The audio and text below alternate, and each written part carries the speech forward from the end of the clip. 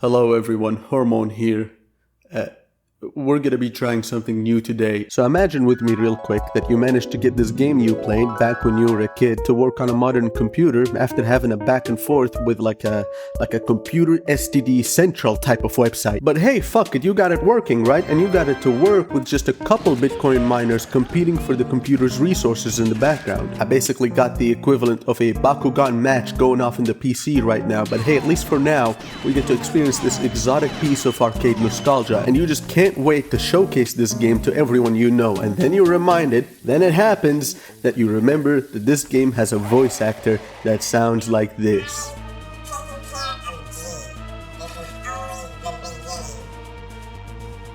Now, that on its own is 10 degrees of special. That's what you would call uncouth and maybe a little on the spectrum. But then you add to the mix a game where instead of reloading your gun by replacing the magazine, your bullets are semi-metabolized incendiary grenades, your gun is a reptile of African origins, and to reload it, you fucking beat the shit out. You see, in the artistic demand that I so autistically demand, I end up trying to review some games that don't really make it easy to explain. It is no wonder that most of the time the videos take a while to produce, because right after writing the entire script, I come back next morning and wonder to myself why the script includes a recipe for mustard gas right next to a paragraph on why a game about doing nothing is amazing, and in the same breath then proceed to tell you not to buy it. Video pending production. So this video is gonna be a bit of an experiment. Today I'll be showing you 3 games that I wanted to review, but the games don't want to be reviewed, man. I mean, look at this shit.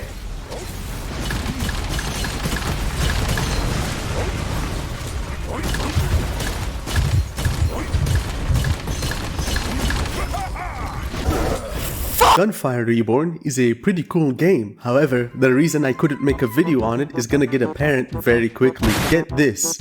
Monster, lightning monster, lightning agile monster, immortal monster, immortal agile monster, what the fuck is that, an lantern spirit, exploding lantern spirit, and American Airlines Flight 175. Look at all this text, look at these novels. A couple scrolls can compete pretty well with the word count of the entire Harry Potter saga. Gunfire Reborn is a first-person roguelike shooter and a pretty good example of the limits of Google Translate. Esoteric is the word that's gonna come out of your mouth right after you learn that not all skills benefit from skill damage boosts. What was once thought to be a damage boost turns pretty quickly into a pretty good inside joke implemented into the game by the developers. But before we discuss the indiscussable, no seriously, how the fuck am I supposed to script this shit? Let me be very clear about a couple things. First of all, the gunplay is pretty good if you pick the right guns. The term gun in this game also includes a Bronze Age stainless steel katana, taxes, and lizards. To reload the lizard, you would think that you would need to feed it something nutritious. Fuck no, are you crazy? Nah, that'll make too much sense. The only reason the lizard stops shooting is because it starts to choke, and to get it to stop choking, we perform what I like to call a kung fu first aid technique, and that is to beat the shit out of. When it comes to the diversity of the guns in the game, there's far too many. You have to accomplish certain achievements to unlock them, but all of the achievements are just something along the lines of kill Fat Squidward enough times for him to file for a restraining order. Some of the achievements are a little bit more than that, but I managed to unlock all of them without even knowing what I needed to do. The guns of this game follow a very extraterrestrial nomenclature. If it exists, then watch me pull it straight out of my ass! Here, let me show you what I mean. Let's play a little game I like to call Guess the Category. Looks like a pistol, shoots like a pistol. What do you think it is? That's right, a pistol. Looks like a rifle, shoots like a rifle. What do you think it is? Very good. Now watch as things quickly ramp up in difficulty when your arsenal is no longer limited to ranged weaponry, as cutlery, Louis Vuitton accessories, swords, tax forms, and even the local wildlife get added to your loadout. So tell me, Mr. Wise Guy, tell me, Mr. Know-It-All, tell me what the fuck this is, huh? Tell me tell me, you fucking piece of shit! Very quickly, what was thought to be a simple categorization of weaponry turns into a sophisticated diagnosis for OCD. Check it out here, let's have a look at some of the names and functions of the weapons. Poisonous Ghost has nothing to do with poison or ghosts. Illusion. The illusion here is that you thought this gun would be good. Rainbow does more damage during Pride Month. Angelic Aura, literally just an SMG. Dual Fang, made in collaboration with PETA. Rainbow Arch does more damage if you're gay. Golden Bow is actually a sniper. Icy Spear is labeled a pistol. Frenzied Shark. What the fuck? A literal brick, plagiarized straight from Warhammer Darktide. Three Knives, I have it in my kitchen. Star Ring, Louis Vuitton. Jet Octopus, stolen from the local aquarium. Dragon Breath, man, I don't know what dragons they got over there, but let me tell you, those dragons definitely have easy access to cannabis, man. I'm telling you, no normal fucking dragon can breathe like this unless they got 50 grams of nicotine in their lungs. What the fuck? Don't get me wrong, I like the game, but with names and concepts like that, you can't make this shit up. The very idea of bringing a gun to a gunfight undergoes cognitive behavioral therapy in this game. Very quickly, you'll find yourself questioning the very foundations of a gunfight. All of a sudden, bringing a knife to a gunfight becomes ideal. But gunfights aren't the only thing that this game questionably executes. Cause in here, there is no such thing as a gunfight without mental gymnastics. Sometimes literally, and you get two of them per character. A secondary ability and a primary ability. The secondary is usually something complementary or completely useless, sometimes both. As for the primary ability, well, that's the cream of the crop, motherfucker. Look at this. The fucking turtle gets an immunity shield that it can punch through. And this motherfucker, he just goes, zah, zah, look at that shit. That motherfucker out here casting spells, fucking lightning bolt.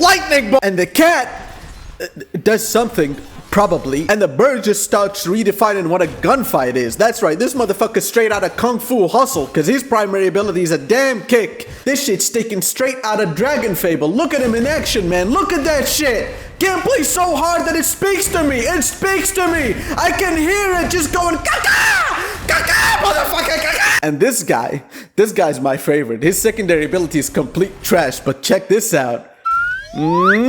Ah, yeah! What's better than one gun? Two of them! Shit! Doesn't work on bows and swords. Oh yeah, swords are also a gun, by the way. Every hero has two unique abilities along with their own stats. Some of them have more health than others, not for balancing reasons, but rather just because the developers like to be extra clear on what type of flavor they like on their Monster Energy Drink Game Month edition. For example, every hero uses shields. Except the bird. The bird uses armor. Using armor is a pretty sophisticated way of saying you're gonna go down a lot, which is ironic, considering that the bird has a close-range combat style. Now, far be it from me to criticize a furry developer, largely because receiving the luxurious gift of a pipe bomb shortly after a formal handshake is not an ideal way to get introduced to someone. But I have to ask, why do we get a mini-map that is more mini than map, taking the meaning of transparency to a whole new level? This map doesn't keep any secrets from you. In fact, you can see right through the damn thing. The developers deemed it appropriate for you to get a piece of paper with one giant hole and call it a map mechanic. But I digress. Well, not really, but I'm still gonna change topic because I'm not interested in a first-hand experience with a pipe bomb. Now, we just talked about a lot of weird shit, and I'm sure you're wondering how the fuck does any of this make sense story-wise. Unfortunately, I only have 75 hours in the game, which is not enough to properly understand the story. But hey, fuck it, right? If the damn developer is gonna have the reload animation be nothing but flipping the gun, then fuck it, man. Yeah, sure, I'll tell you the fucking story. It all starts out with you. Depending on the character you choose, you either just barely escaped an Amazon warehouse or are a truck driver who's a little too low on gas and you heard there might be some supplies in the area. You find your way to a lonely tavern in the area, but instead of renting a room, you accidentally rent the mental health of a serial killer. Suddenly, your hand slips and you accidentally unload 3 different guns into a crowd of blue moving statues several times while doing backflips in the process. Having had collected the gas out of everyone's air pipe, you try to run away from the crime scene, but instead of an exit, you find a one-way entrance leading straight through the most western region in the east, Zimbabwe. And so your journey begins through the 7 elements of Zimbabwe: rock, sand, water, and gay. By the way, just a friendly reminder that being gay is a gun in this game. Now, consider the possibility that everything I told you was a fucking lie. Just kidding, but not really. Not only did I make it up, but it's also true. I mean, how else are you supposed to make sense of this game? If you think about it, anything can be twisted to fit whatever narrative you look for in your own head. Logic has that weird nature about it where all you need to make sense of things is a basis, not a foundation. And if you don't condition yourself to have a healthy relationship with it, you'll find yourself very often falling to the cognitive tricks our minds play on us. Suddenly, you're gonna find yourself one homoerotic puzzle game away from engaging with cognitive dissonance. Oh, did I mention that I'm still talking about the game? Because the amount of damage you do is dependent on your beliefs. All you need to change your belief is a basis, and that basis is going to be whatever's written down on a scroll that you find along your way. Here's a couple examples of some of the more illicit writings that you may find. Curiosity box. It introduces loot box mechanics. It also sucks dick. Connected mind. Bluetooth device is now ready to pair. Giant Slayer. Only effective against midgets.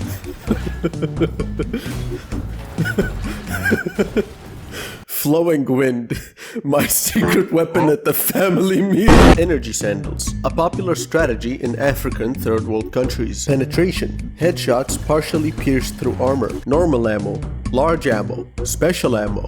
Equally racist towards each other. The higher the quality, the more extreme the belief. Unless you're unlucky, at which point you'll get a really shitty legendary scroll. There's far too many scrolls, so it can be a bit of a slot machine sometimes. Fortunately, at the end of every level, there will be a chest containing a morally ambiguous chalice. It gives you character-specific perks, or upgrade them if you already have them. Usually, the choices to make are pretty straightforward. 1 or 2 survivability perks, and the rest is damage. Sometimes your luck will have it against you, and you'll have to get some of the more undesirable perks, like this one. This perk is so bad that it changes your place of birth into the poorest country in your continent. The usual runs though will let you have a good perk or two. For example, this perk. It's so good that it turns the general area of where you shoot into a miniaturized third world country. They even got people from the special needs education class as playable characters. There's also a lot of difficulties, one for each day of the week and day outside of the week. There's even public matchmaking in this game. It can be pretty entertaining. Hello? Can you guys hear me? Am I coming through to you right now? What's up? What's cracking? What? You say that sound like shit? Shut the fuck up! Hello, future hermos here. As usual, it's 3 in the morning.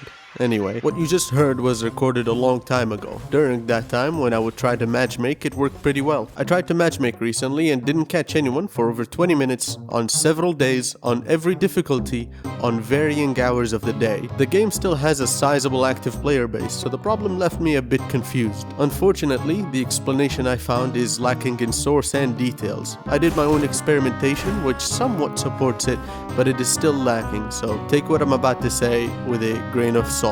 A nice grain of salt. You know, one that's like a handful. It's like a... Hello, second future hermos here. This really is the rarest Pokemon that you're ever gonna find. Anyway, I wanted to also point out that a lot of the multiplayer complaints I found happened to coincide with the release of the latest DLC. I think they started using servers to hide your IP and somewhere along the line messed up the netcode. That's it. Back to future hermos numero uno. Goodbye. It seems that the matchmaking of the game is either location locked or ping locked, in that if you don't meet a certain ping threshold, you will not matchmake with people, which of course effectively makes it more or less location locked with its matchmaking. This can be circumvented with limitations using a VPN by tricking the servers into thinking you have less ping than you actually do. I tested it on the US servers and it worked. I matchmade instantly. Keep in mind though that I only matchmade instantly because I coordinated my matchmaking with someone else. That person was also reporting the same issue for their region. So the matchmaking function is unlikely to work for you. As a substitute, the official Discord has an LFG channel where you can look for others to play with. Back to old hermos. I'm gonna go to sleep now. I knew this game was made for me when I booted it up and it took 5 minutes to load into the developer's roadmap for the game that upon exiting sends you into another loading screen, but this one actually loads the game. It also loads way faster. Gunfire Reborn is great, and it has taught me the true limits of Google Translate, and with the developers adding more and more to the game, each update being more questionable than the one before it, I mean, just look at this. I killed a man, the breadwinner of a family of 5, and as he fell to the floor, an egg fell out of his pocket. Going up to the strangely Eastern-looking frog, he hatches the egg to find a fully matured, combat-ready soldier. There's also a skill tree that you level up with currency you get every time you fail or succeed, with every character having 5 exclusive perks of their own. There's still so much for me to cover, but I've been living every day in fear that the amount of in-game text I had to read to review the game may have placed a tier 3 hex on my computer. It wasn't until I started making the script for the game that the firmware program for my keyboard started malfunctioning. That OBS started giving me notifications, telling me to stop recording, sending a thinly veiled threat towards me, as well as my copy of DaVinci Resolve turning gay and started promoting the use of estrogen pills. So I've had it. I'm done. I'm not gonna review any more of this game. Instead, we're gonna segue into mental illness. You ever ask yourself the following? Man, I am alive right now. That sucks. I wish I was a fatherless kid who'd recently taken medication to combat the schizophrenic psychosis that's currently taking place. Oh, also, I have insomnia. Well, for the low price of $9, however, it's currently 50% off, so it's actually $4.5. Limited time only. You can experience a digital version of that fiction. Milk outside a bag of milk, outside a bag of milk is the game in question. It's the sequel to Milk Inside a Bag of Milk, inside a... You get it. I walked down the road. I walked down the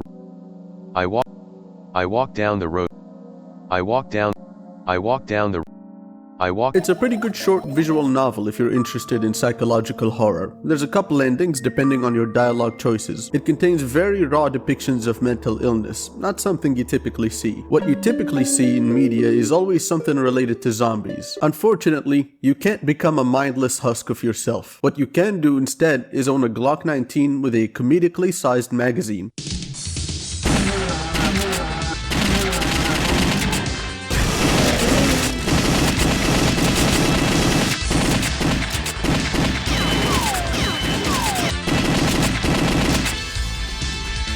Oh, fuck a child!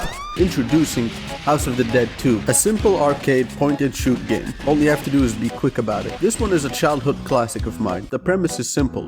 It's Pride Month, and every zombie is extremely homosexual, going in for a little bit more than what a kiss might warrant. You play as unpaid voice actor number 4. Fortunately, since you're the protagonist, you come with a twist, armed with the same gun that Alec Baldwin used and an infinite amount of ammo. There's a couple game modes you can play it on. I recommend the arcade mode. As this game is extremely ancient, you unfortunately cannot buy or obtain it in any legitimate way, and promoting piracy is against YouTube's community guidelines. So, I'm not gonna promote piracy, and everyone lived happily ever after.